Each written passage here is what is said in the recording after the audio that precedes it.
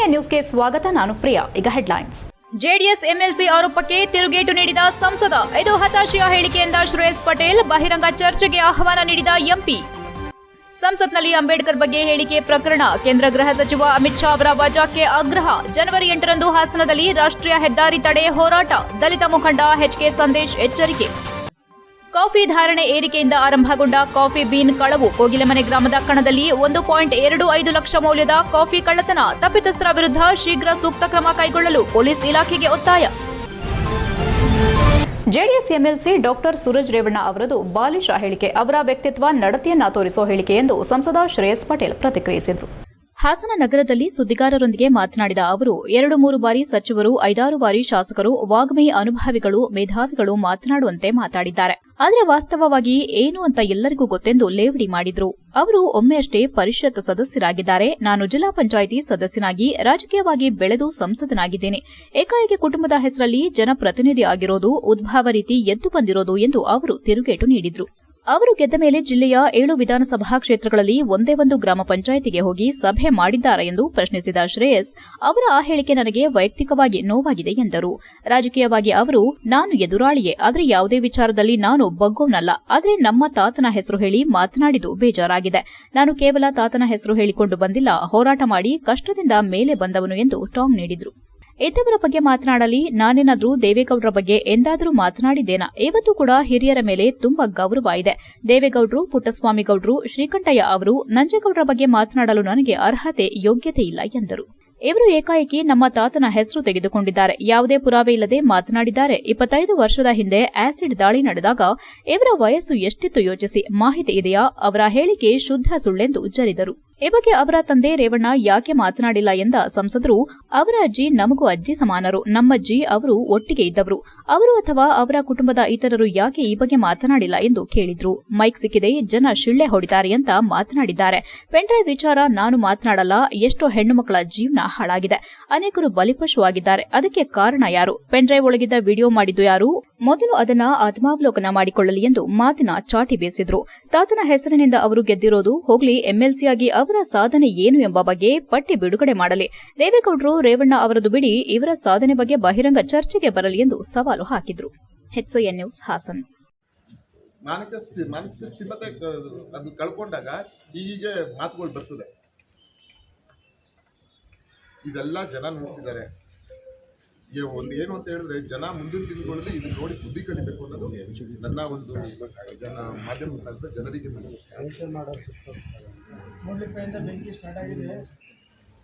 ಇಡೀ ಜಿಲ್ಲೆಗೆ ಬೆಂಕಿ ಹತ್ತಿಸ್ತಾರೆ ಅವರು.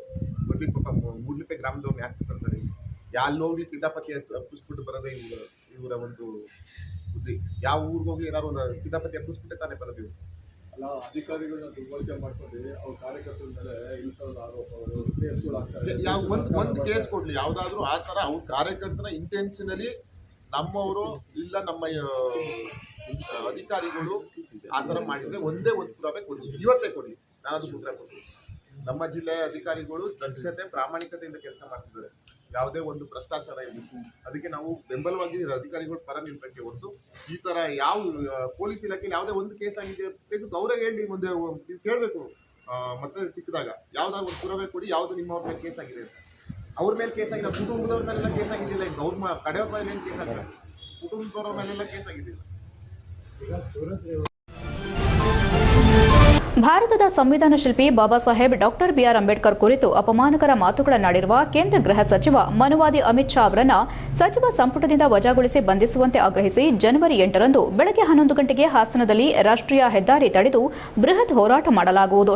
ಈ ವೇಳೆ ಜೈಲಿಗೆ ಬೇಕಾದರೂ ಕಳುಹಿಸಿದರೆ ಹೋಗಲು ಶತಸಿದ್ಧರಿದ್ದೇವೆ ಎಂದು ಹಿರಿಯ ದಲಿತ ಮುಖಂಡ ಎಚ್ಕೆ ಸಂದೇಶ್ ಮತ್ತು ಸಿಪಿಐಎಂ ಮುಖಂಡರಾದ ಧರ್ಮೇಶ್ ತಿಳಿಸಿದರು. ಹಾಸನದಲ್ಲಿ ಮಾತನಾಡಿ, ಸಂವಿಧಾನ ಶಿಲ್ಪಿ ಬಾಬಾ ಸಾಹೇಬ್ ಅಂಬೇಡ್ಕರ್ ಕುರಿತು ಕೇಂದ್ರ ಗೃಹ ಸಚಿವ ಅಮಿತ್ ಶಾ ಆಡಿರುವ ಅಪಮಾನಕರ ಮಾತುಗಳು ಅತ್ಯಂತ ಖಂಡನೀಯವಾದದ್ದು. ಈ ಮಾತುಗಳು ಅಮಿತ್ ಶಾ ಅವರ ಮನುವಾದಿ ಮನಸ್ಥಿತಿಯನ್ನ ಎತ್ತಿ ತೋರಿಸುತ್ತದೆ ಹಾಗೂ ಅವರು ಹಿಂದೆಯೂ ಈಗಲೂ ಮುಂದೆಯೂ ಬಾಬಾ ಸಾಹೇಬ್ರನ್ನ ಒಪ್ಪಿಕೊಳ್ಳೋದಿಲ್ಲ ಎನ್ನುವುದು ಸಾಬೀತಾಗುತ್ತದೆ. ಇಂತಹ ಮನುವಾದಿ ಮನಸ್ಥಿತಿಯ ಅಮಿತ್ ಶಾ ಭಾರತದ ಗೃಹ ಸಚಿವರಾಗಿ ಮುಂದುವರೆದರೆ ಡಾಕ್ಟರ್ ಅಂಬೇಡ್ಕರ್ ಅವರ ವ್ಯಕ್ತಿತ್ವ ಮತ್ತು ಅವರ ಆಶಯಗಳಿಗೆ ವಿರುದ್ಧವಾಗುತ್ತದೆ ಹಾಗೂ ಭಾರತದ ಸಂವಿಧಾನದ ಮೂಲ ತತ್ವಗಳಿಗೆ ಧಕ್ಕೆಯಾಗುತ್ತದೆ ಎಂದರು. ಈ ಹಿನ್ನೆಲೆ ಅಂಬೇಡ್ಕರ್ ವಿರೋಧಿ, ಸಂವಿಧಾನ ವಿರೋಧಿ, ಮನುವಾದಿ ಅಮಿತ್ ಶಾ ಅವರನ್ನ ಕೂಡಲೇ ಕೇಂದ್ರ ಸಚಿವ ಸಂಪುಟದಿಂದ ವಜಾಗೊಳಿಸಬೇಕು ಹಾಗೂ ಸಂವಿಧಾನ ಮತ್ತು ಸಂವಿಧಾನ ಶಿಲ್ಪಿಯನ್ನ ಅವಮಾನಿಸಿದ ಅವರ ಮೇಲೆ ಕಾನೂನು ಕ್ರಮ ಜರುಗಿಸಿ ಬಂಧಿಸಬೇಕೆಂದು ಆಗ್ರಹಿಸಿ ಹಾಸನ ಜಿಲ್ಲಾ ದಲಿತ ಜನಪರ ಚಳವಳಿಗಳ ಒಕ್ಕೂಟದ ನೇತೃತ್ವದಲ್ಲಿ 2025 ಜನವರಿ 8ರಂದು ಬುಧವಾರ ಬೆಳಗ್ಗೆ 11 ಗಂಟೆಗೆ ಹಾಸನದಲ್ಲಿ ರಾಷ್ಟ್ರೀಯ ಹೆದ್ದಾರಿ ತಡೆ ಹೋರಾಟವನ್ನು ಹಮ್ಮಿಕೊಳ್ಳಲಾಗಿದೆ ಎಂದರು. ಈ ಹೋರಾಟಕ್ಕೆ ದಲಿತ ಜನಪರ ಸಂಘಟನೆಗಳ ಮುಖಂಡರು, ಕಾರ್ಯಕರ್ತರು, ಸಂವಿಧಾನ ಹಾಗೂ ಬಾಬಾ ಸಾಹೇಬ್ರ ವಿಚಾರಗಳನ್ನು ಒಪ್ಪುವ ಸಮಾನ ಮನಸ್ಕರು, ಬಂಧುಗಳು ಹೆಚ್ಚಿನ ಸಂಖ್ಯೆಯಲ್ಲಿ ಭಾಗವಹಿಸಬೇಕೆಂದು ಮನವಿ ಮಾಡಿದರು.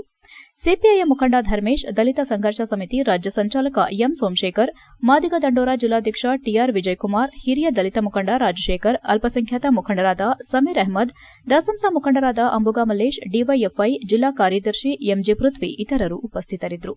HCN news Hassan. ಈ ದೇಶದ ಗೃಹ ಸಚಿವರು ಮತ್ತು ಭಾರತ ಸರ್ಕಾರದ ಸಹಕಾರ ಸಚಿವರು ಆಗಿರೋಂಥ ಅಮಿತ್ ಶಾ ಅವರು ಡಿಸೆಂಬರ್ 17ನೇ ತಾರೀಕು ರಾಜ್ಯಸಭೆಯಲ್ಲಿ ಅದು ಉನ್ನತ ಒಂದು ಸಭೆ ಪಾರ್ಲಿಮೆಂಟ್, ಆ ಸಭೆಯಲ್ಲಿ ಸಂವಿಧಾನದ 75ನೇ ವರ್ಷದ ಸಂಭ್ರಮಾಚರಣೆಯ ಸಂದರ್ಭದಲ್ಲಿ ಮಾತಾಡೋ ಕಾಲಘಟ್ಟದಲ್ಲಿ ಅಂಬೇಡ್ಕರ್ನ ಈ ದೇಶದಲ್ಲಿ ಬಹಳ ಜನ ಸುಮ್ಮನೆ ನಾಟಕೀಯವಾಗಿ ಅವ್ರನ್ನ ಅಂಬೇಡ್ಕರ್ ಅಂಬೇಡ್ಕರ್ ಅಂಬೇಡ್ಕರ್ ಅಂಬೇಡ್ಕರ್ ಅಂತ ಹೇಳ್ತಾ ಇದ್ದಾರೆ. ಬಹುಶಃ ಅದ್ರ ಬದಲಾಗಿ ದೇವಸ್ಥಾನಗಳಿಗೆ ಧರ್ಮಸ್ಥಳ ಮಂಜುನಾಥ ಸ್ವಾಮಿ, ತಿರುಪತಿ ವೆಂಕಟರಮಣ. ಬೇಲೂರು ತಾಲೂಕಿನ ಕೋಗಿಲೆಮನೆ ಗ್ರಾಮದ ಯುವರಾಜ್ ಹಾಗೂ ಮಲ್ಲಿಕಾ ಅವರಿಗೆ ಸೇರಿದ ಸುಮಾರು 1.25 ಲಕ್ಷ ಮೌಲ್ಯದ ಕಾಫಿ ಕಳ್ಳತನವಾಗಿದೆ. 3 ದಿನಗಳಿಂದ ಕಾಫಿ ಬೀಜವನ್ನು ಕಣದಲ್ಲಿ ಹಾಕಿ ಒಕ್ಕಣೆ ಮಾಡಲಾಗಿತ್ತು. ಅದರಂತೆ ನಿನ್ನೆ ಸಂಜೆ 11 ಚೀಲಗಳಲ್ಲಿ ಕಾಫಿಯನ್ನ ತುಂಬಿಡಲಾಗಿತ್ತು. ಮನೆ ಶೆಡ್ನಲ್ಲಿದ್ದ 8 ಮೂಟೆ ಕಾಫಿಯನ್ನ ಕಳ್ಳರು ಕಳ್ಳತನ ಮಾಡಿದ್ದಾರೆ ಎಂದು ಮಾಲೀಕರಾದ ಯೋಗೇಶ್ ಹಾಗೂ ಮಲ್ಲಿಕ್ ಪೊಲೀಸ್ ಠಾಣೆಗೆ ದೂರು ಸಲ್ಲಿಸಿದ್ದಾರೆ. ನಂತರ ಮಾತನಾಡಿದ ಕಾಫಿ ಬೆಳೆಗಾರ ಸಂಘದ ಅಧ್ಯಕ್ಷ ಅದ್ದೂರಿ ಚೇತನ್ ಕುಮಾರ್, ಸಕಲೇಶಪುರ ಹಾಗೂ ಬೇಲೂರು ಮುಖ್ಯ ರಸ್ತೆಗೆ ಹೊಂದಿಕೊಂಡಿರುವ ಈ ರಸ್ತೆಯಲ್ಲಿ ಪ್ರತಿನಿತ್ಯ ಸಾವಿರಾರು ವಾಹನಗಳು ಜನಸಂದಣಿ ತಿರುಗಾಡುವ ಸ್ಥಳದಲ್ಲೇ ಕಾಫಿ ಕಳ್ಳತನವಾಗಿದೆ ಎಂದರೆ ಇದು ಪೊಲೀಸ್ ಇಲಾಖೆಯ ವೈಫಲ್ಯ ಎಂದ ಅವರು, ಇತ್ತೀಚಿನ ದಿನಗಳಲ್ಲಿ ಕಾಫಿ ಬೆಳೆಗಾರರು ಕಾಡಾನೆಗಳ ಹಾವಳಿಯಿಂದಾಗಿ ತಮ್ಮ ಬೆಳೆಗಳನ್ನು ಕಳೆದುಕೊಳ್ಳುತ್ತಿದ್ರೆ, ಇನ್ನೊಂದು ಕಡೆ ಕೈಗೆ ಬಂದಂತಹ ಫಸಲನ್ನ ಈ ರೀತಿ ಕಳ್ಳರು ಕಳ್ಳತನ ಮಾಡುತ್ತಿದ್ದಾರೆ. ಇತ್ತೀಚೆಗಷ್ಟೇ ಅರೆಹಳ್ಳಿ ಪೊಲೀಸ್ ಠಾಣೆ ವ್ಯಾಪ್ತಿಯ ಗೆಂಡೆಹಳ್ಳಿಯಲ್ಲಿ ಕಾಫಿಯನ್ನ ಕಳ್ಳರು ಗಿಡದ ರೆಕ್ಕೆಯ ಸಮೇತ ಮುರಿದು ಕಳ್ಳರು ತುಂಬಿಕೊಂಡು ಹೋಗಿದ್ದಾರೆ. ಅದು ಮಾಸು ಮುನ್ನವೇ ಕಳ್ಳರು ಮತ್ತೆ ತಮ್ಮ ಕೈಚಳಕ ತೋರಿಸಿದ್ದು, ಮನೆ ಸುತ್ತಮುತ್ತ ಸಿಸಿ ಕ್ಯಾಮೆರಾ ಇದ್ರೂ ಸಹ ಸುಮಾರು 1.25 ಲಕ್ಷ ಮೌಲ್ಯದ 8 ಮೂಟೆ ಕಾಫಿ ಬೀಜವನ್ನ ಕದ್ದೊಯ್ದಿದ್ದು, ಈ ಬಗ್ಗೆ ಪೊಲೀಸ್ ಇಲಾಖೆಯವರು ಹೆಚ್ಚಿನ ಗಮನ ಹರಿಸಿ ಬೀಟ್ಗಳನ್ನು ಹಾಕಬೇಕು ಹಾಗೂ ತಪ್ಪಿತಸ್ಥರ ವಿರುದ್ಧ ಸೂಕ್ತ ಕ್ರಮ ಕೈಗೊಳ್ಳಿ ಎಂದು ಬೆಳೆಗಾರರ ಪರವಾಗಿ ಆಗ್ರಹಿಸಿದರು. ಈ ವೇಳೆ ಗ್ರಾಮಸ್ಥರು ಹಾಜರಿದ್ದರು. HCN news Belur. ಕೋಗಿಲ್ಮನೆ ಗ್ರಾಮದ ಯುವರಾಜು ಮತ್ತು ಮಲ್ಲೇಶ್ ಅವರ ಮನೆಯಲ್ಲಿ ಬಹುಶಃ ಇವತ್ತು ಮಾರಾಟಕ್ಕೆ ಅಂತ ಇಟ್ಟಂಥ ರೋಬಸ್ಟಾ ಕಾಫಿನ ನಿನ್ನೆ ರಾತ್ರಿ ಸುಮಾರು 8ರಿಂದ 10 ಮೂಟೆ ಕಾಫಿನ CC ಕ್ಯಾಮ್ರಾ ಇದ್ದರೂ ಕೂಡ ಕಳ್ಳರು ಅವರ ಚಾಕಚಕ್ಯತೆಯನ್ನು ಮೆರೆದಿದ್ದಾರೆ ಅಂತ ಹೇಳಿದ್ರೆ, ಇದು ನಾವು ಎಲ್ಲಿದ್ದೀವಿ ಅಂತ ಇವತ್ತು ಪೊಲೀಸ್ ಇಲಾಖೆ ಮತ್ತು ತಾಲೂಕು ಆಡಳಿತನ ಪ್ರಶ್ನೆ ಮಾಡಬೇಕಾಗತ್ತೆ. ಬಹುಶಃ ಕಳೆದ ವಾರ ಗೆಂಡೆಹಳ್ಳಿ ಭಾಗದಲ್ಲಿ ತಾವೆಲ್ಲ ನೋಡಿರ್ಬೋದು, ಏನು ಒಂದು ತೋಟದಲ್ಲಿ ಕಾಫಿ ರೆಕ್ಕೆನೇ ಮುರ್ಕೊಂಡು ಹೋಗಿದ್ರು. ಸುಮಾರು 6ರಿಂದ 8 ಚೀಲ ಹಸಿ ಕಾಫಿನ ಕುಯ್ಯೋದು ಲೇಟ್ ಆಗುತ್ತೆ ಅಂತೇಳಿ ರೆಕ್ಕೆನೇ ಮುರ್ಕೊಂಡು ಹೋಗಿದ್ರು.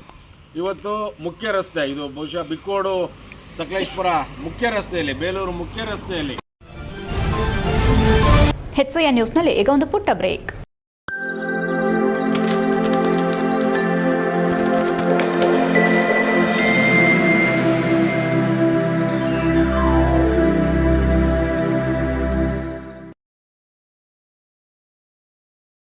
ಬ್ರೇಕ್ನ ನಂತರ HCN ನ್ಯೂಸ್ಗೆ ಸ್ವಾಗತ. ಹಾಸನ ನಗರದ ಹಾಸನಾಂಬ ಕಲಾಕ್ಷೇತ್ರದಲ್ಲಿ ರಂಗಭೂಮಿ ಟ್ರಸ್ಟ್ ಕೊಡಗು ಇವರಿಂದ ಜನವರಿ 8ರ ಭಾನುವಾರದಂದು ಸಂಜೆ 6 ಗಂಟೆಗೆ ಸತ್ಯವನ್ನೇ ಹೇಳುತ್ತೇನೆ ಚರಿತ್ರೆಯ ನಾಟಕ ಪ್ರದರ್ಶನಗೊಳ್ಳಲಿದೆ ಎಂದು ಟ್ರಸ್ಟ್ ಅಧ್ಯಕ್ಷ ಅಡ್ಡಂಡ ಕಾರ್ಯಪ್ಪ ತಿಳಿಸಿದರು. ಹಾಸನದಲ್ಲಿ ಮಾತನಾಡಿ, ಸತ್ಯವನ್ನೇ ಹೇಳುತ್ತೇನೆ ನಾಟಕದಲ್ಲಿ ಕಲಾವಿದರಾದ Anitha Kariappa, S Shivamurthy, Sunil Pataki, Pavana Deshpande, Chetan Katenahalli, VC Vidarjuna, S Vaibhavnag, SH Kiran, Shivakumar ಇತರರು ಭಾಗವಹಿಸಲಿದ್ದಾರೆ. ಇದೇ ಭಾನುವಾರ ಸಂಜೆ 6 ಗಂಟೆಗೆ ಆರಂಭವಾಗುವ ನಾಟಕ 3 ಗಂಟೆಗಳ ಕಾಲ ಪ್ರದರ್ಶನಗೊಳ್ಳಲಿದೆ ಎಂದರು. ರಂಗಭೂಮಿ ಟ್ರಸ್ಟ್ ಕೊಡಗು ನಾಟಕ ಚಟುವಟಿಕೆಗಾಗಿ ಇರುವ ಸಂಸ್ಥೆ. ಕಳೆದ 40 ವರ್ಷಗಳಿಂದ ರಾಜ್ಯದೆಲ್ಲೆಡೆ 5,000ಕ್ಕೂ ಹೆಚ್ಚು ನಾಟಕ ಪ್ರದರ್ಶನ ನೀಡಿದೆ. ವಿಶೇಷವಾಗಿ ವನವಾಸಿ ಕಲ್ಯಾಣ ಸಂಸ್ಥೆಯ ಸಹಕಾರದಲ್ಲಿ ಕೊಡಗಿನ ಬುಡಕಟ್ಟು ವನವಾಸಿಗಳಿಗೆ ನಾಟಕ ಕಲಿಸಿ ಪ್ರದರ್ಶನ ನೀಡಿದೆ. ಕನ್ನಡ ಮತ್ತು ಕೊಡವ ಭಾಷೆಗಳಲ್ಲಿ ಅಡ್ಡಂಡ ಕಾರ್ಯಪ್ಪನಾದ ನನ್ನ ನೇತೃತ್ವದಲ್ಲಿ ನಾಟಕ ಪ್ರದರ್ಶನವಲ್ಲದೆ ಟಿಪ್ಪು ಮತ್ತು ಕೊಡವರು, ಕೊಡಗಿನ ನೊಡೆಯರು, ಕೊಡವರು ಸೇರಿದಂತೆ 10ಕ್ಕೂ ಹೆಚ್ಚು ಕನ್ನಡ ಕೊಡವ ನಾಟಕಗಳನ್ನು ಪ್ರಕಟಿಸಿದೆ. ಶೇಕ್ಸ್ಪಿಯರ್ನ ನಾಟಕಗಳನ್ನು ಕೊಡವ ಭಾಷೆಗೆ ಅನುವಾದಿಸಿ ಪ್ರದರ್ಶನ ನೀಡಿದೆ. ರಂಗಭೂಮಿ ಟ್ರಸ್ಟ್ಗೆ ಡಾ ಬಿವಿ ಕಾರಂತ್ ಸೇರಿದಂತೆ ಕನ್ನಡದ ಅನೇಕ ಖ್ಯಾತ ನಿರ್ದೇಶಕರು ನಾಟಕ ನಿರ್ದೇಶನ ಮಾಡಿದ್ದಾರೆ. ಚಲನಚಿತ್ರ, ವಿಚಾರ ಸಂಕಿರಣ, ಜಾನಪದ ಕಾರ್ಯಕ್ರಮ ಹೀಗೆ 10 ಹಲವು ಬಗೆ ಕಾರ್ಯಕ್ರಮ ನೀಡಿ ಕನ್ನಡ ಸಂಸ್ಕೃತಿಯನ್ನ ಉಳಿಸಿ ಬೆಳೆಸಲು ಯತ್ನಿಸಿದೆ. ಈ ಸಂಸ್ಥೆಯ ಕಲಾವಿದರು ಕರ್ನಾಟಕ ನಾಟಕ ಅಕಾಡೆಮಿಯ ಸದಸ್ಯರಾಗಿಯೂ ಸೇವೆ ಸಲ್ಲಿಸಿರುವುದಾಗಿ ಹೇಳಿದರು. ವಿಶೇಷವಾಗಿ ರಾಷ್ಟ್ರೀಯತೆ, ಹಿಂದುತ್ವವನ್ನು ಕೇಂದ್ರೀಕರಿಸಿ ಈ ನಿಟ್ಟಿನಲ್ಲಿ ರಂಗಭೂಮಿಯನ್ನ ಪ್ರಯೋಗಶಾಲೆಯನ್ನಾಗಿ ಮಾಡುತ್ತಾ ಬಂದಿದೆ. ಇದುವರೆಗೂ 100ಕ್ಕೂ ಹೆಚ್ಚು ನಾಟಕಗಳನ್ನು ನಿರ್ದೇಶನ ಮಾಡಿ ರಾಜ್ಯ ಮತ್ತು ಹೊರ ರಾಜ್ಯಗಳಲ್ಲಿ ಪ್ರದರ್ಶಿಸಿದೆ ಎಂದು ಮಾಹಿತಿ ನೀಡಿದರು. ರಂಗಕರ್ಮಿಯಾದ ಪತ್ನಿ ಅನಿತಾ ಕಾರ್ಯಪ್ಪ ಉಪಸ್ಥಿತರಿದ್ದರು. HCN news Haasan.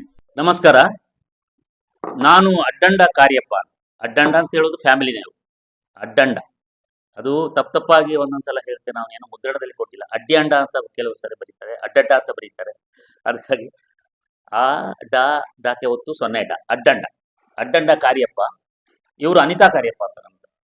ನಾನು ರಂಗಭೂಮಿ ಟ್ರಸ್ಟ್ ಕೊಡಗಿನ ಸಂಸ್ಥೆಯ ಅಧ್ಯಕ್ಷ. ನಾವು ಒಂದು ರೆಪರ್ಟರಿಯನ್ನು ಕಟ್ಟಿದ್ದೇವೆ. ನಾನು ರಂಗಾಯಣದ ನಿರ್ದೇಶಕನಾಗಿದ್ದಾಗ ಟಿಪ್ಪು ನಿಜ ಕನಸುಗಳು ನಾಟಕ ಮಾಡಿಸಿದ್ದೆ. ಅದಕ್ಕಿಂತ ಮೊದಲು ಡಾಕ್ಟರ್ SL ಭೈರಪ್ಪನವರ ಪರ್ವ ನಾಟಕವನ್ನ 9 ಗಂಟೆಯ ನಾಟಕ, ಅದನ್ನು ಪ್ರಕಾಶ್ ಬೆಳವಡಿ ಅವರನ್ನು ಕರೆಸಿ ಮಾಡಿಸಿದ್ದೆ. ಅದರ ಸಂಯೋಜಕ ನಾನಾಗಿದ್ದೆ. ಇಡೀ ರಾಜ್ಯಾದ್ಯಂತ ಮತ್ತೆ ಹೊರ ರಾಜ್ಯಗಳಲ್ಲೂ ಕೂಡ ಅತ್ಯಂತ ಯಶಸ್ವಿ ಪ್ರಯೋಗ ಆಯಿತು. ನನ್ನ ವೈಯಕ್ತಿಕವಾಗಿ ನನ್ನ ಚಿಂತನೆ ರಾಷ್ಟ್ರೀಯತೆ, ನನ್ನ ಚಿಂತನೆ ರಂಗಭೂಮಿಯನ್ನ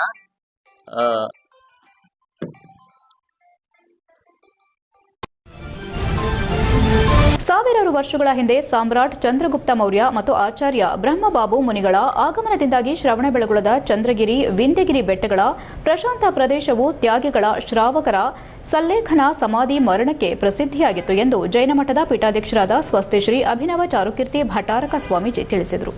ಚನ್ನರಾಯಪಟ್ಟಣ ತಾಲೂಕಿನ ಶ್ರವಣಬೆಳಗೊಳ ಹೋಬಳಿಯ ಸುಂಡಳ್ಳಿ ಗ್ರಾಮ ಪಂಚಾಯಿತಿ ವ್ಯಾಪ್ತಿಯ ಸಾಣನಹಳ್ಳಿಯಲ್ಲಿ ಬುಧವಾರ ರಾಜ್ಯ ಪುರಾತತ್ವ ಇಲಾಖೆ ಮತ್ತು ಶ್ರೀ ದಿಗಂಬರ ಜೈನ ಮಹಾಸಂಸ್ಥಾನ ಮಠದ ಸಹಯೋಗದಲ್ಲಿ ವೃಷಭನಾಥ ಜಿನ ಬಸದಿಯ ಜೀರ್ಣೋದ್ಧಾರ ಶಿಲಾನ್ಯಾಸ ಕಾರ್ಯಕ್ರಮದಲ್ಲಿ ಭೂಮಿ ಪೂಜೆ ನೆರವೇರಿಸಿ ಮಾತನಾಡಿದ ಅವರು, ಉತ್ತರದಿಂದ ಶ್ರವಣಬೆಳಗೊಳಕ್ಕೆ 12,000 ಮುನಿಗಳು ಆಗಮಿಸಿದ್ದಾಗ ಸಾಣೇನಹಳ್ಳಿ, ಜಿನನಾಥಪುರ ಮತ್ತು ಹಳೆ ಬೆಳಗುಳ ಗ್ರಾಮಗಳು ತ್ಯಾಗಿಗಳ ಆಹಾರಕ್ಕಾಗಿ ಜೈನ ಶ್ರಾವಕರೊಂದಿಗೆ ಸಮೃದ್ಧಗೊಂಡಿದ್ದವು ಎಂದು ಹೇಳಿದರು. ಈ ಪ್ರಾಚೀನ ಜಿನ ಬಸದಿಯ ಹೊಯ್ಸಳರ ಸೇನಾಧಿಪತಿ ಗಂಗರಾಜರ ಅತ್ತಿಗೆ ಜಕ್ಕವೆಯು ಆಚಾರ್ಯ ಶುಭಚಂದ್ರರ ಮಾರ್ಗದರ್ಶನದಲ್ಲಿ ಕ್ರಿಸ್ತಶಕ 1120ನೇ ಇಸವಿಯಲ್ಲಿ ನಿರ್ಮಾಣ ಮಾಡಿಸಿದ ಇತಿಹಾಸದ ಬಸದಿಯಾಗಿದ್ದು, ಕಾಲಕ್ರಮೇಣ ಇಲ್ಲಿ ಜೈನರ ಸಂಖ್ಯೆ ಕಡಿಮೆಯಾಗಿ ನಿರ್ವಹಣೆ ಇಲ್ಲದೆ ಈ ಪ್ರದೇಶವು ಕಾಡಿನಂತೆ ಬೆಳೆದು ಪಾಳು ಬಿದ್ದಂತಾಗಿತ್ತು ಎಂದು ವಿಷಾದಿಸಿದರು.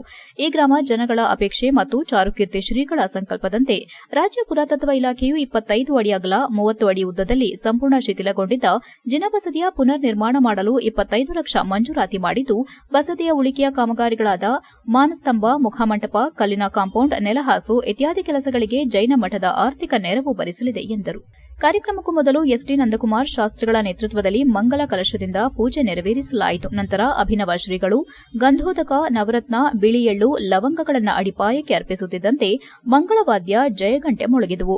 ಕಾರ್ಯಕ್ರಮದಲ್ಲಿ ಗ್ರಾಮ ಪಂಚಾಯಿತಿ ಉಪಾಧ್ಯಕ್ಷ ಮಂಜುನಾಥ್, ಸದಸ್ಯರುಗಳಾದ ಎಸ್ಪಿ ಯಶಸ್, ಸುಮಿತ್ರಾ, ಪುರಾತತ್ವ ಇಲಾಖೆ ಗುತ್ತಿಗೆದಾರ ಸೋಮಸುಂದರ್, ಟ್ರಸ್ಟ್ ಸದಸ್ಯರುಗಳಾದ ಎಚ್ಪಿ ಅಶೋಕ್ಕುಮಾರ್, ಸಂಜು, ಎಸ್ವಿ ಭಾರತೇಶ್, ಹೇಮಂತ್, ಕೂಶ್ಮಾಂಟಿನಿ ಜೈನ ಮಹಿಳಾ ಸಮಾಜದ ಅಧ್ಯಕ್ಷೆ ಮಹಾಲಕ್ಷ್ಮಿ, ಕಾರ್ಯದರ್ಶಿ ಪುಷ್ಪ, ಜೈನ ಸಮಾಜದ ಕಾರ್ಯದರ್ಶಿ ಎಸ್ಬಿ ಭಾನುಕುಮಾರ್, ಮುಖಂಡರಾದ ನಿಹಾಲ್ ಚಂದ್ ಜೈನ್, ಕೇತನ್ ಶಾ, ಪುನೀತ್, ಮಧುಕುಮಾರ್ ಉಪಸ್ಥಿತರಿದ್ದರು. HCN news, Channarayapatna. ಪಾಡಿ ಅನ್ನುವ ಒಂದು ಹೆಸರಿನಿಂದ ಕರೆಯಲಾಗ್ತಾ ಇತ್ತು.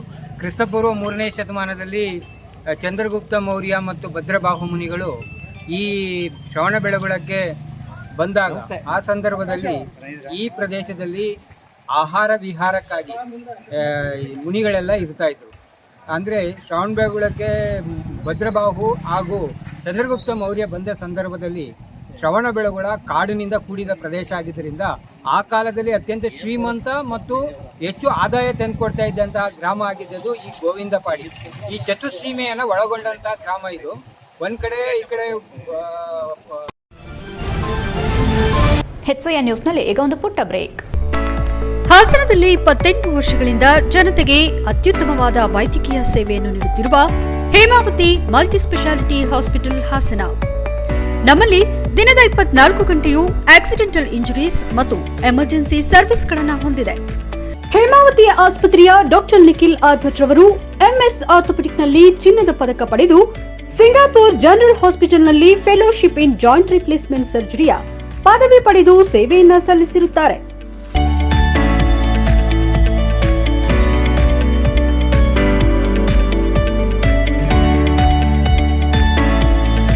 ನಮ್ಮಲ್ಲಿ ಆಂಬ್ಯುಲೆನ್ಸ್ ಸೇವೆಯೂ ಲಭ್ಯ. ಇನ್ನೇಕೆ ತಡ, ನೀವು ಯಾವುದೇ ಮೂಳೆ ಸಮಸ್ಯೆ ಹೊಂದಿದರೆ ಹಿಂದೆ ಭೇಟಿ ನೀಡಿ. ಹೇಮಾವತಿ ಮಲ್ಟಿ ಸ್ಪೆಷಾಲಿಟಿ ಹಾಸ್ಪಿಟಲ್, ಉತ್ತರ ಬಡಾವಣೆ, ಹಾಸನ. ಬ್ರೇಕ್ನ ನಂತರ HCN ನ್ಯೂಸ್ಗೆ ಸ್ವಾಗತ. ಹಾಸನ ಜಿಲ್ಲೆಯಲ್ಲಿ ಮೆಗಾ ಫುಡ್ ಪಾರ್ಕ್ಗೆ ಒಟ್ಟು ವಿದೇಶಿ ನೇರ ಬಂಡವಾಳ ಹಣ ಮೊದಲ ಹಂತ 100 ಕೋಟಿ, ಎರಡನೇ ಹಂತ 350 ಕೋಟಿ, ಒಟ್ಟು 450 ಕೋಟಿ ರೂಪಾಯಿಗಳು ಹರಿದು ಬರುತ್ತಿದ್ದು, ಈ ನಿಟ್ಟಿನಲ್ಲಿ ಆಸಕ್ತ ರೈತರಿಗೆ ವಿದೇಶ ಪ್ರಯಾಣ ಹಮ್ಮಿಕೊಳ್ಳಲಾಗಿದೆ ಎಂದು ಸಂಸ್ಥೆಯ ಅಶೋಕ್ ತಿಳಿಸಿದರು. ಹಾಸನದಲ್ಲಿ ಮಾತನಾಡಿ, ನಾವು ಈಗಾಗಲೇ ನಮ್ಮ ಸಂಸ್ಥೆಗೆ ಹೂಡಿಕೆ ಬರೋದಾಗಿ ನವೆಂಬರ್ನಲ್ಲಿ ನಡೆದ ಸುದ್ದಿಗೋಷ್ಠಿಯಲ್ಲಿ ತಿಳಿಸಿದೆವು. ಆದರೆ ಎಷ್ಟು ಹಣ ಹೂಡಿಕೆ ಆಗುತ್ತಿದೆ ಎಂಬುದರ ಬಗ್ಗೆ ತಿಳಿಸಿರಲಿಲ್ಲ. ಹಾಸನ ಮೆಗಾ ಫುಡ್ ಪಾರ್ಕ್ಗೆ ಹರಿದು ಬರುತ್ತಿರುವ ಒಟ್ಟು ವಿದೇಶಿ ನೇರ ಬಂಡವಾಳ ಹಣ ಮೊದಲ ಹಂತ 100 ಕೋಟಿ, ಎರಡನೇ ಹಂತ 350 ಕೋಟಿ, ಒಟ್ಟು 450 ಕೋಟಿ ರೂಪಾಯಿಗಳಾಗಿವೆ. ಕರ್ನಾಟಕ ಸರ್ಕಾರ ನಡೆಸುತ್ತಿರುವ ವಿಶ್ವ ಹೂಡಿಕೆ ಸಮ್ಮೇಳನ 2025ರಲ್ಲಿ ಸಹಿ ಹಾಕುತ್ತಿರೋದು ಮೊದಲ ಹಂತ 100 ಕೋಟಿ ಹೂಡಿಕೆಗೆ ಮಾತ್ರ. ಈಗಾಗಲೇ ಇದನ್ನ ಡಿಸೆಂಬರ್ ಮೊದಲ ವಾರದಲ್ಲಿಯೇ ರಾಜ್ಯ ಸರ್ಕಾರದ ಆಯುಕ್ತರು, ಬೃಹತ್ ಮತ್ತು ಮಧ್ಯಮ ಕೈಗಾರಿಕಾ ಇಲಾಖೆ, ಖನಿಜ ಭವನ ಮತ್ತು ಇನ್ವೆಸ್ಟ್ ಕರ್ನಾಟಕ ಫೋರಂ ಗಮನಕ್ಕೆ ತಂದಿರುತ್ತೇನೆ. ಆದರೆ ಸೂಕ್ತ ರೀತಿ ಬೆಂಬಲ ಸಿಕ್ಕಿರೋದಿಲ್ಲ ಎಂದರು. ಕೊನೆಯ ಬಾರಿ ಅಂದ್ರೆ ನವೆಂಬರ್ 2022ರಲ್ಲಿ ನಡೆದ ಹೂಡಿಕೆ ಸಮ್ಮೇಳನದಲ್ಲಿ ಅಕ್ಟೋಬರ್ 3ನೇ ವಾರ ಆಹ್ವಾನ ಪತ್ರಿಕೆ ಸಿಕ್ಕಿದ ಕಾರಣ ಹೂಡಿಕೆ ಕೈತಪ್ಪಿತು. ಆದರೆ ಈಗ ಹಿಂದೆ ಮಾಡಿದ ತಪ್ಪನ್ನ ಸರಿಪಡಿಸಿಕೊಂಡಿರುತ್ತೇನೆ. ಆದರೆ ಸರ್ಕಾರದ ಕಡೆಯಿಂದ ಸೂಕ್ತ ಬೆಂಬಲ ದೊರೆಯುತ್ತಿಲ್ಲ ಎಂದು ಬೇಸರ ವ್ಯಕ್ತಪಡಿಸಿದರು.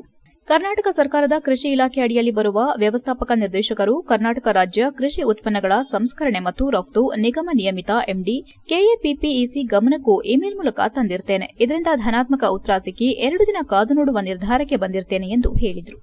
HCN news Haasan. ಇಂಟಿಮೇಷನ್ ಮಾಡಿದ್ವಿ, ಏನೋ ಇನ್ವೆಸ್ಟ್ಮೆಂಟ್ ಬರ್ತಾ ಇದೆ, ಇಷ್ಟು ಇನ್ವೆಸ್ಟ್ಮೆಂಟ್ ಕಾರಣಾಂತರಗಳಿಂದ ತಿಳಿಸೋಕ್ಕಾಗಲ್ಲ ಅಂತೇಳಿ ನವೆಂಬರ್ 10 ಅನ್ನೋದಕ್ಕೆ ಮಾಡಿದಾಗ ಹೇಳಿದ್ವಿ. ಅದಾದ್ಮೇಲೆ ಮತ್ತೆ ಮಾಡಿರಲಿಲ್ಲ. ಸರ್ಕಾರ ಗಮನಕ್ಕೆ ತಂದಿದ್ದಾಗಿದೆ. ಇವತ್ತು ಗುಂಜನ್ ಕೃಷ್ಣ ಮೇಡಮ್ ಅದಕ್ಕೆ CEO, ಬೃಹತ್ ಮತ್ತು ಮಧ್ಯಮ ಕೈಗಾರಿಕಾ ಇಲಾಖೆ ಆಯುಕ್ತರು, ಅವ್ರ ಗಮನಕ್ಕೆ ತಂದಿದ್ದೀವಿ. ಎಲ್ಲ ಇನ್ವೆಸ್ಟ್ಮೆಂಟ್ಸು ಆಲ್ಮೋಸ್ಟ್ ಆಲು ಬೇರೆ ಬೇರೆ ಸೆಕ್ಟರ್ ಜಾಸ್ತಿ ಬರೋದು, ಬಟ್ ಕೃಷಿ ಸೆಕ್ಟರ್ ಬರೋದು ಭಾಳ ಕಮ್ಮಿ. ಆಮೇಲೆ ಇಂಡಿಯಾದಲ್ಲಿ ಒಂದೇ ರಾಜ್ಯ ಇಲ್ಲ, 27 ಸ್ಟೇಟ್ಸ್ ಇದ್ದಾವೆ. ವೈಬ್ರೆಂಟ್ ತಮಿಳ್ನಾಡು ಅಂತ ನಡೀತಾ ಇದೆ 23ರಿಂದ 25. ನಾವು 2.5 ವರ್ಷದಿಂದನೂ ಲಾಸ್ಟ್ ಇಯರ್ ಅಟೆಂಡ್ ಮಾಡಿದ್ವಿ. ಇನ್ವೆಸ್ಟ್ ಕರ್ನಾಟಕ ಅಂತ ಪೆನ್ನು ಕೊಟ್ಟಾರೆ. ಲಾಸ್ಟ್ ಇಯರ್ ಏನಾಯ್ತು ಅಂದ್ರೆ 20ನೇ ತಾರೀಕು ನಮಗೆ ಇನ್ವಿಟೇಷನ್ ಬಂತು, ವೀಸಾ ಅರ್ಜೆಂಟಿಗೆ ಸಿಕ್ಲಿಲ್ಲ. ಆದರೆ ಈ ಸತಿ ಆ ಥರ ನಾವು ಮಾಡಿಲ್ಲ, ಭಾಳ ಎಚ್ಚರಿಕೆನೇ ಅರ್ಜೆಂಟಿಗೆ. ಕಾರ್ಮಿಕರನ್ನು ಕರೆದುಕೊಂಡು ಬರುತ್ತಿದ್ದ ಜೀಪ್ ಪಲ್ಟಿಯಾಗಿ ಸ್ಥಳದಲ್ಲೇ ಓರ್ವ ಕಾರ್ಮಿಕ ಸಾವನ್ನಪ್ಪಿರುವ ಘಟನೆ ಬೇಲೂರು ತಾಲೂಕಿನ ನಾಗೇನಹಳ್ಳಿ ಗ್ರಾಮದಲ್ಲಿ ನಡೆದಿದೆ. ಜೀಪ್ನಲ್ಲಿದ್ದ 3 ಚಿಕ್ಕ ಮಕ್ಕಳು ಸೇರಿ 7 ಮಂದಿಗೆ ಗಾಯವಾಗಿದ್ದು, 29 ವರ್ಷದ ಆಲಿ ಮೃತಪಟ್ಟ ವ್ಯಕ್ತಿಯಾಗಿದ್ದಾನೆ. ಕಾಫಿ ಕೊಯ್ಲು ಕೆಲಸ ಮುಗಿಸಿಕೊಂಡು ಯೋಗೇಶ್ ಗೌಡರ ತೋಟದಲ್ಲಿ ಕೆಲಸ ಮುಗಿಸಿ ಮನೆಗೆ ತೆರಳುತ್ತಿದ್ದ ಬಡ ಕೂಲಿ ಕಾರ್ಮಿಕರಿದ್ದ ಜೀಪ್ಗೆ ಎದುರಿನಿಂದ ಬಂದ ವಾಹನಕ್ಕೆ ಡಿಕ್ಕಿ ಹೊಡೆಯೋದನ್ನ ತಪ್ಪಿಸಲು ಹೋಗಿ ಆಯತಪ್ಪಿ ರಸ್ತೆ ಬದಿಗೆ ಪಲ್ಟಿಯಾಗಿದೆ. ಎಲ್ಲರೂ ಅಸ್ಸಾಂ ಮೂಲದ ಕಾರ್ಮಿಕರಾಗಿದ್ದು, ಗಾಯಾಳುಗಳಿಗೆ ಬೇಲೂರು ತಾಲೂಕು ಆಸ್ಪತ್ರೆಯಲ್ಲಿ ಚಿಕಿತ್ಸೆ ನೀಡಿದ್ದು, ಸ್ಥಳಕ್ಕೆ ಪೊಲೀಸರು ಭೇಟಿ ನೀಡಿ ಪರಿಶೀಲನೆ ನಡೆಸಿದ್ದಾರೆ. ಅರೆಹಳ್ಳಿ ಪೊಲೀಸ್ ಠಾಣೆ ವ್ಯಾಪ್ತಿಯಲ್ಲಿ ಈ ಘಟನೆ ನಡೆದಿದೆ. HCN news Belur. HCN ನ್ಯೂಸ್ನಲ್ಲಿ ಈಗ ಒಂದು ಪುಟ್ಟ ಬ್ರೇಕ್.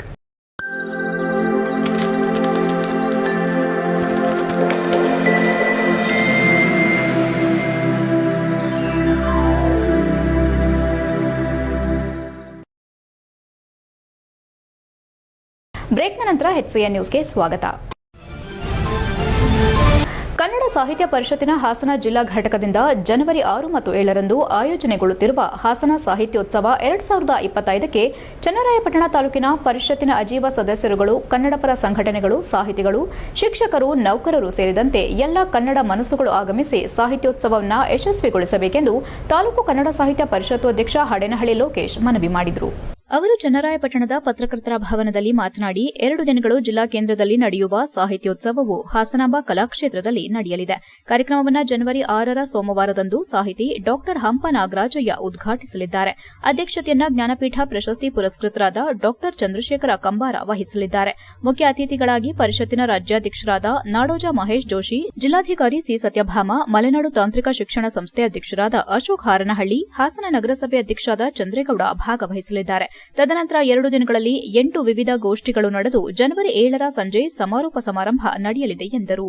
ಪ್ರಾಥಮಿಕ ಶಾಲಾ ಶಿಕ್ಷಕರ ಸಂಘದ ತಾಲೂಕು ಅಧ್ಯಕ್ಷ ಜಲೇಂದ್ರ ಮಾತನಾಡಿ, ಜಿಲ್ಲೆಯಲ್ಲಿ ನಡೆಯುವ ಸಾಹಿತ್ಯೋತ್ಸವಕ್ಕೆ ಹೆಚ್ಚಿನ ಜನ ಸೇರಬೇಕೆಂಬ ಉದ್ದೇಶದೊಂದಿಗೆ ಶಿಕ್ಷಕರಿಗೆ ಜಿಲ್ಲಾಡಳಿತ ಓಓಡಿ ವ್ಯವಸ್ಥೆ ಕಲ್ಪಿಸಿದೆ. ಪ್ರಾಥಮಿಕ ಮತ್ತು ಪ್ರೌಢಶಾಲೆ ಶಿಕ್ಷಕರಿಗಷ್ಟೇ ಓಓಡಿ ವ್ಯವಸ್ಥೆ ಮಾಡಿದ್ದು, ಇದರ ಪ್ರಯೋಜನಕ್ಕೆ ಶಿಕ್ಷಕರು ಮುಂದಾಗಬೇಕು. ಜನವರಿ 6ರ ಮೊದಲ ದಿನ ನೋಂದಣಿಗೆ ಅವಕಾಶವಿದ್ದು, ತಾಲೂಕುವಾರು ಪ್ರತ್ಯೇಕ ನೋಂದಣಿ ಕೌಂಟರ್ ತೆರೆಯಲಾಗುತ್ತದೆ. ಜಿಲ್ಲೆಯ ಮಂದಿಗೆ ನೋಂದಣಿ ಉಚಿತವಾಗಿದ್ದು, ಹೊರ ಜಿಲ್ಲೆಯವರಿಗೆ ನೋಂದಣಿಗಾಗಿ ₹250 ಪಾವತಿಸಬೇಕಾಗಿದೆ. ಅವರಿಗೆ ವಸತಿ ಮತ್ತು ಊಟದ ವ್ಯವಸ್ಥೆ ಕಲ್ಪಿಸಲಾಗಿದೆ ಎಂದರು. ಸಾಹಿತ್ಯ ಪರಿಷತ್ತಿನ ಪದಾಧಿಕಾರಿಗಳಾದ ಶಿವನಗೌಡ ಪಾಟೀಲ್, ದಿಂಡಗೂರು ಗೋವಿಂದರಾಜ್, ಮುಳ್ಕೆರೆ ಪ್ರಕಾಶ್, ಮಲ್ಲೇಶಪ್ಪ, ಯಶೋಧ ಜೈನ್ ಉಪಸ್ಥಿತರಿದ್ದರು. HCN news, Channarayapatna.